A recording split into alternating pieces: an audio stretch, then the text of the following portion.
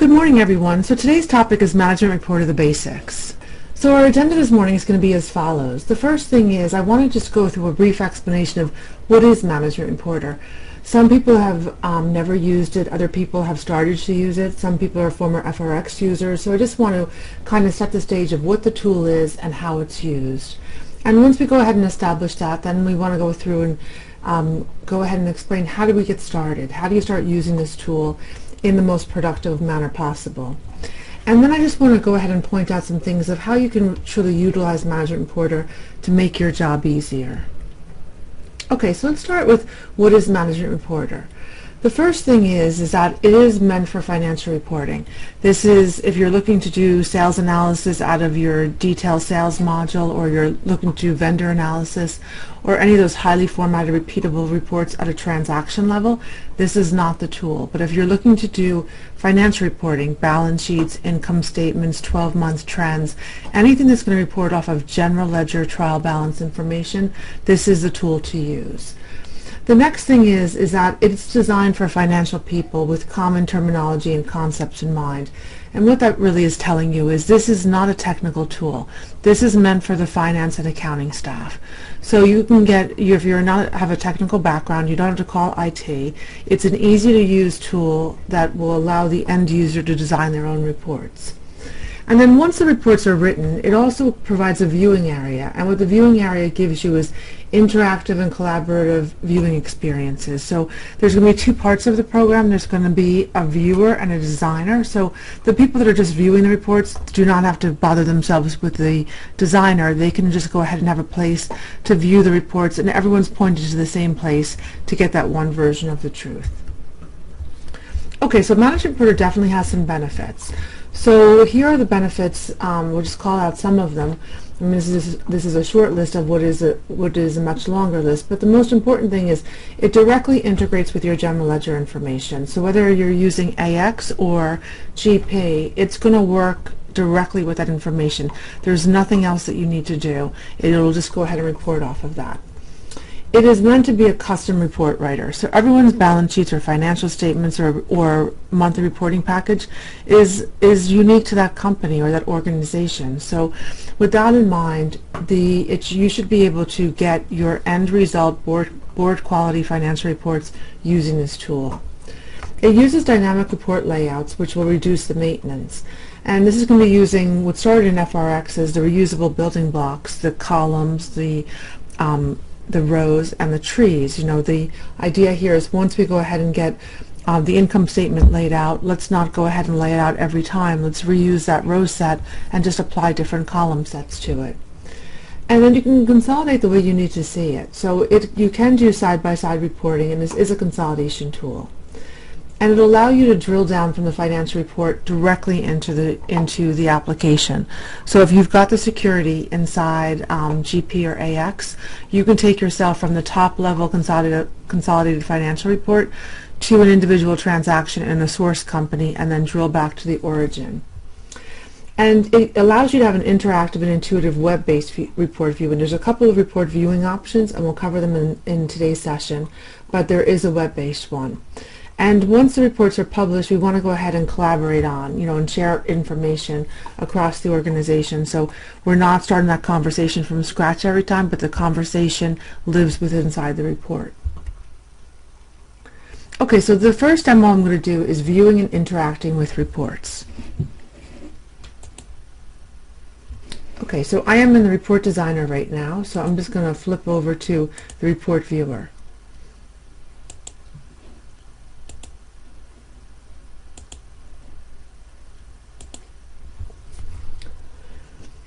Okay, so this is the viewing area of the program, and this is where we come in here and I see finished financial statements.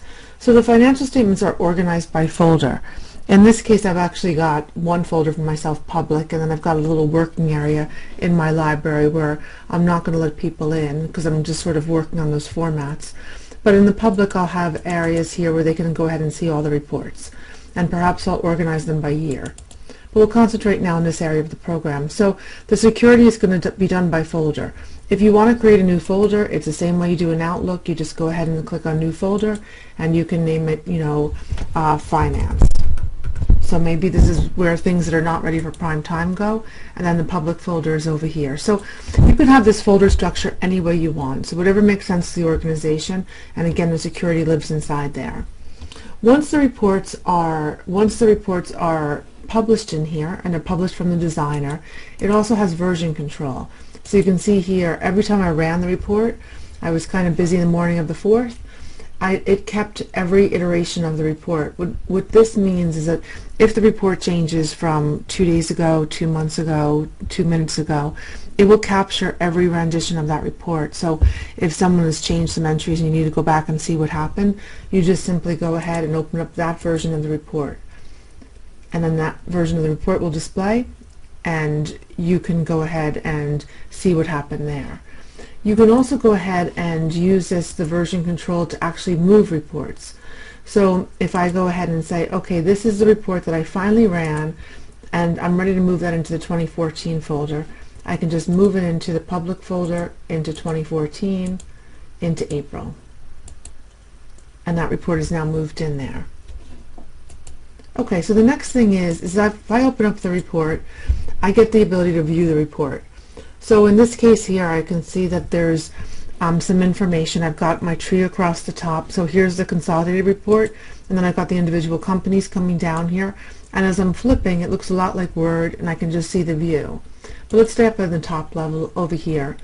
If I have a yellow indicator here, it means there's a comment in there. So what we're trying to get over here is, is there really no sales for December? And I'm the administrator, so I can keep having a conversation with myself, which is not very interesting. But what's going to happen is that as the users come in here, they're going to be able to go in there and join the conversation. So we can start to explain variances. We can start to explain numbers in here. I mean, of course, the individual users can go in here and drill into the items. And so, in this case, I'm just telling them 2 people have let go. That's why the number is particularly low this month. And if they want to see more details, they can just double click. And they can just keep going until they can't click any further. And there's even some more information here. And at this point, I've got it published here with some individual transactions. But over here, I can go ahead and drill into Dynamics. So if GP or AX was in there, I can go to the actual transaction from here. So you can start at the summarized level and go all the way down to the detail level. If you wanted to go ahead and say select this column, you can also go ahead and make those into pie charts and paste them over here to get some more, metrics about what's going on here. And I can also export this out to Excel. So I've got some comments in here.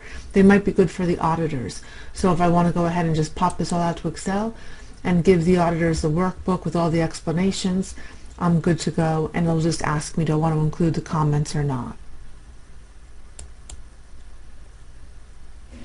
And so I just say to include the comments or not, and all the formatting happens, and I get to choose where I want the report to go ahead and be. Okay, so that's just a quick demonstration of the report viewer.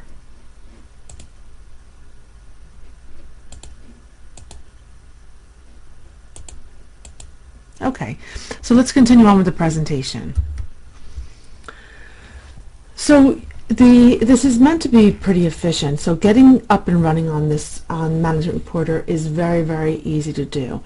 So there used to be a wizard we used to use in the beginning when the product was first released, and that would go ahead and take you to the creation of a report in 7 steps. But Microsoft has gone ahead and written 14 default report definitions. Now, obviously, everyone's organization has got a different reporting package, but even though everyone's got their own unique needs, there is some common trends that go across organizations. People typically need a balance sheet or a cash flow, different income statements, rolling income statements, 12-month trending. So there is 14 default reports, and there's 7 default row definitions. They're all written with using account categories.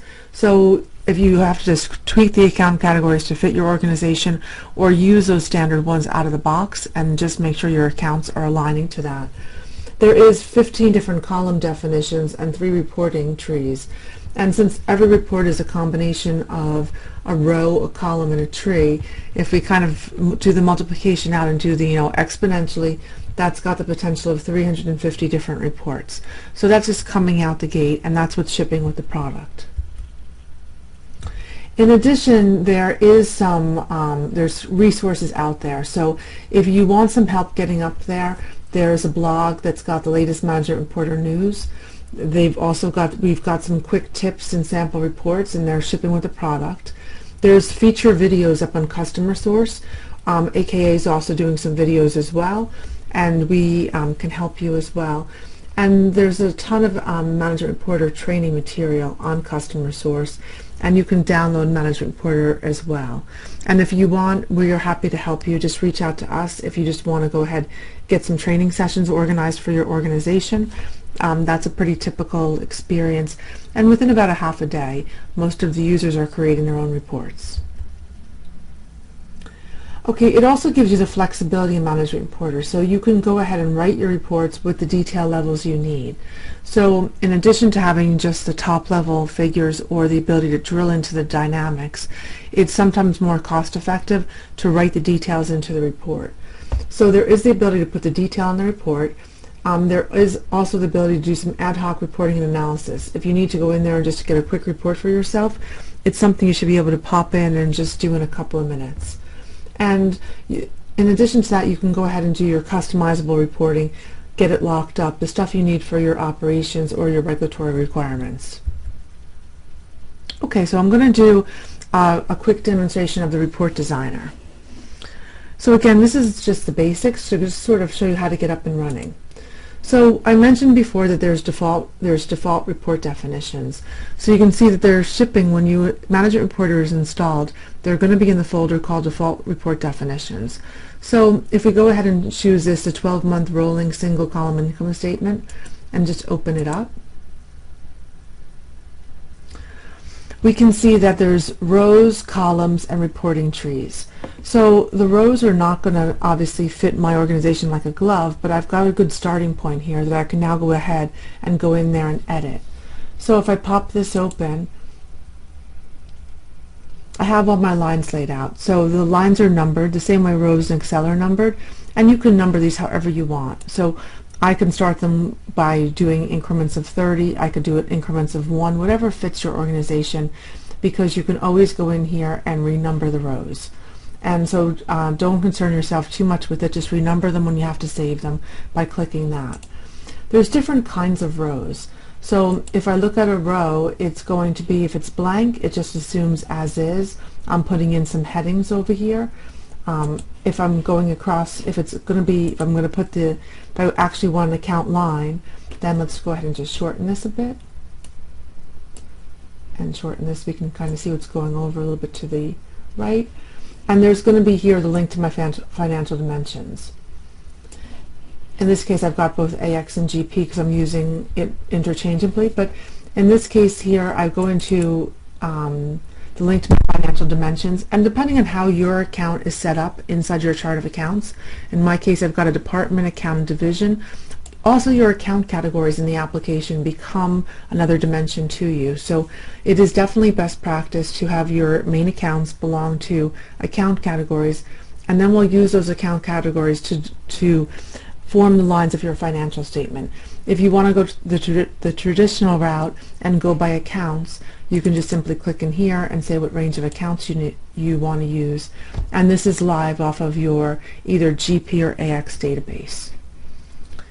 Unlike FRX in the past, there's a lot of flexibility here, so you can mix and match different categories. You can say for this division, this department, or filter on multiple of these. Okay, so and if you're using analytical accounting inside GP, they become other dimensions as well. And so this is just some of the ways you can do that. When you want a total, it's fairly straightforward. You just go ahead for the format code, you just double click, and these are the types of rows you can have. Either a total, it could be a complex calculation, it could be a description, you can do some alignment, you can do some underlying, and it can even be a page break if you want to go ahead and have the rows on two sides, like in two different columns almost. You can do that as well. But right now we'll just kind of keep it simple and just do some descriptions, call out some underlines, go ahead and call up your accounts where you want and put the totals in. And when it comes time for totaling items, very similar to Excel, I'm going to say go ahead and sum up rows 130 to 250, and that'll go ahead and give me that answer for this total revenue. And if I need some simple math here, I'm just subtracting 280 from 340, and that's going to give me my gross profit. But again, the best thing to do is to follow along with the pre-built ones that are going to ship with the program, because that's going to show you how to do it. Okay, so I'm not going to save these changes. Similarly inside column sets, if you go ahead and click here, we go ahead and we can add in columns. Columns can be from your financial dimensions. Your financial dimensions include all your budgets. They can also be calculated columns. They can be descriptions. They can be columnar page breaks. But in this case over here, I'm just asking for my actual, and I'm going to ask for a base minus 11 periods. But there's a number of ones that are inside the program for you. So if we go into column definitions and you want to see a rolling 12-month, just follow along with the default ones that are built. So you can see it's saying base minus 11 and base minus 10, and the periods covered is going to be periodic as opposed to year to date. But there's enough here that are built that you should be up and running in no time. The other thing that you may or may not be using inside a report is going to be a reporting tree. So the reporting tree are in this area of the program, and if you're using AX, they come from the organizational hierarchies, and if not, you can just build them over here. You can also go ahead and, if I was going to do new, I can also insert reporting units from dimensions. So I can go ahead and say which ones I want to use. I can say division and department and take all the rest of these off.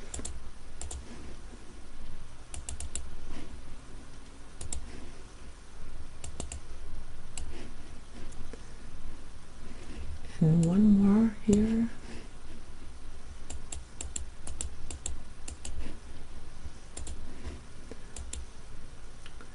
And it's just that easy to build a tray. They've got drag and drop functionality and the ability to do demotions as well. So if you want to go ahead and demote that unit and also demote this unit and give yourself some summary points, you can do that. Maybe you want to drag this up to the top. So it's pretty easy to set up trees and maintain trees, and then you can just give it some descriptions and you're good to go. When it comes time for formatting the reports, it's actually quite easy to do. These are supposed to be presentation quality. So if you want something to have a bigger font, you just simply change it the same way you would do in Office. If you want to bold it, it's bolded there. You want to change the color for some reason, just go ahead and do that. If you want to put an image on here, like your logo, you can go ahead and just pop that onto the report wherever you wanted to do it. And there's a lot of auto text as well. So there's all kinds of headers and date formats and page numbering and text from reporting trees and even some other information. So there's quite a lot here for the formatting to give yourself some really great looking reports. Now the folders that I showed you earlier in the report viewer, when you're designing a report, you get to say what folders they're going to go to. So in this case, it's going to the library. I could go ahead and say it's going to the library and it's going to the public folder. I can also send it to multiple places at once and also to SharePoint as well. And then there's a web browser as well. So two more things I just want to point out briefly. And one of them is that once you have all your reports set up, you might want to set up report groups. So report groups are when I go ahead and have something like a monthly reporting package where I have a list of all my reports, and I say, when I ask for the monthly reporting package, give me all of these. If I need to add some more, I simply just open it up, and here's the reports that are not selected yet, and I can just add those in one by one. And then the next item is that there is also report scheduling. So if you've got those reports set up and you just want them to be run, that whole reporting package to be run once an hour for the first 10 days of the month, so people don't have to generate all the reports. And I mean, they can do that for sure if they're just put a couple of entries in and want to see what it looks like. But this would give them the ability just to have the reports meet them in the viewer. So you can set up those report scheduler, and you can go ahead and say, give me a new report or give me a report group, and I can do the monthly reporting package, and then I give it the time frequency the same way that I do inside Outlook. So in this case, I'm going to run it every day at 2:54 for whatever strange reason, and no end date. So the reports will be published every single day. You have got control over this to make it fit your organization, but between the report groups and the report schedules, you can really be efficient in generating your reports. Okay, so this is just meant to be a quick introduction, but there's a lot here meeting you out the gate, so definitely take advantage of those default report definitions.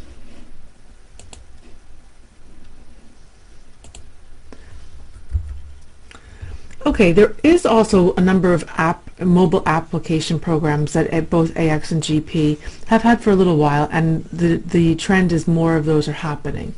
And Business Analyzer has been out for a little while. That's built on a tablet, and it now allows Management Reporter reports to be on there as well. So if you want to include inside Business Analyzer some MR reports, and you don't want to be tied to a browser or whatnot, they can be published right to your tablet. And so this gives you a little bit, on the go, and it's got some interactive capabilities in there. So rather than just looking at the finished reports, you can go in there and slice and dice and drill into the information and get what you need. Okay, so let's just summarize a couple of the items we went through today. The first thing is you can design a report without asking IT for help. So you do not need to be a computer science major here. You just simply need to know what you want and what accounts the information are in and what forms the lines. Again, I'm kind of repeating myself, but definitely make use of the default reports.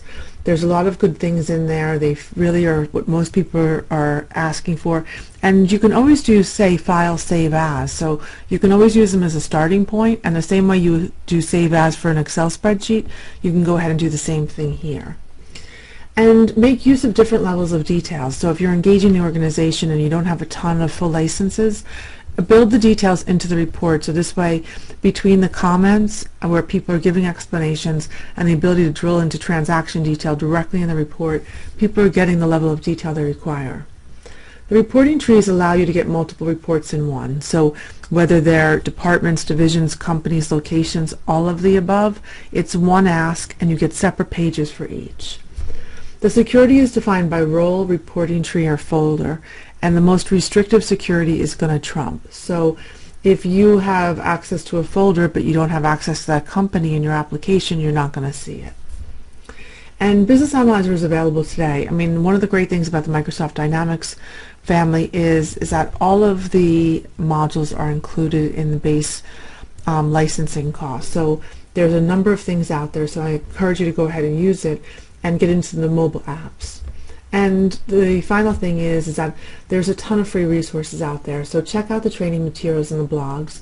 Reach out to us. We are happy to help, especially when it comes to conversions or migrating or getting you your best chance of success. Just to get a smooth transition if you're coming from FRX. We can definitely help you there. We've got some decks and some documentation about how to prepare yourself for the data migration, and there's no shortage of training material out there, or articles, blogs, etc., including some that we're doing as well. Okay, and now at this point I just open it up for any Q&A you may have and just type it live in the chat.